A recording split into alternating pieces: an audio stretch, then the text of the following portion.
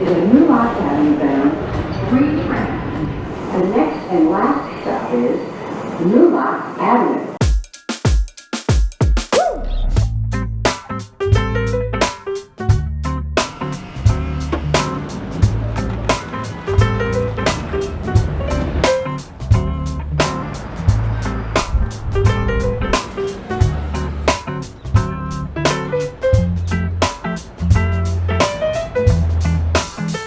My favorite part about East New York is the people. Everything, mostly the people. The families, the kids, the community, the people, the culture, the mixing of cultures. Black culture, Caribbean culture. A thriving immigrant culture. I love the grit of our community. I love the resiliency, I love the vibrancy, I love the energy of East New York. There is something about the energy of the people, the commitment, the vitality, the ideas, the willingness to keep moving, to keep pushing. East New York has its own flavor, it has its own life, it has its own pulse. To me, there's no other place that's better. I just love it.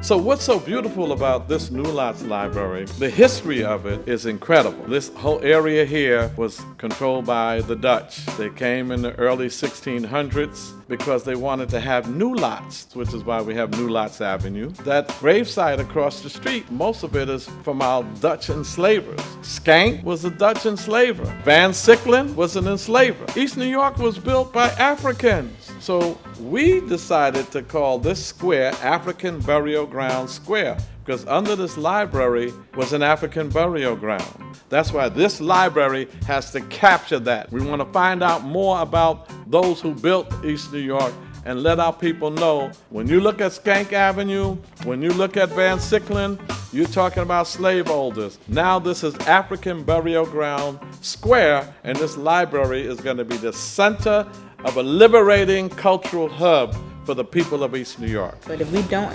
acknowledge the land, right, and what has happened here, and those who are buried here, we will, as a people, never know where to go, where our future is if we don't go back and reclaim our histories. We have to be able to tell these truths and amplify stories that have not been told. The story they've been telling you has been wrong. And I think the library is filled with stories. We want to start to collect some of those stories as part of that living history. And then we want to take those stories and pass them on to the younger children so that they could start to see that they are relevant, that they have power as well. The damage that has been done to East New York by layers of government policies, the legacy of slavery, redlining, disinvestment, gentrification, which is, sort of the pressure that people are feeling now, that's a through line that is an important story of East New York to tell. Let's talk about it. Let's talk about this African American burial ground. Let's talk about these people that were displaced here, because East New York is for displaced people, and it's just a story in a cycle. It seems like outsiders are benefiting from East New York more than native East New Yorkians. And we should figure out how this project can somehow support people who have been here, who want to stay here. The libraries attract older adults, young people, teenagers, children. By nature, is the normal space that can be used for discussing issues of the community.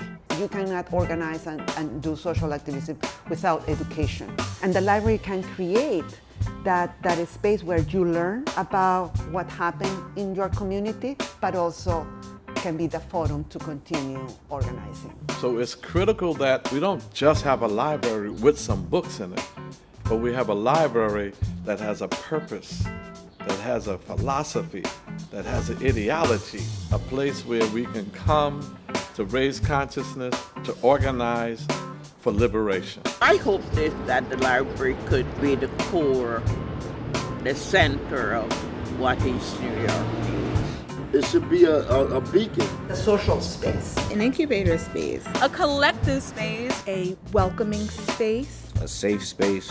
a historical place. A sanctuary. A space of inspiration. It should be an environment that invites someone and challenges them to do new things. A source of light for the entire community to participate, to contribute, to help build a better, stronger East New York.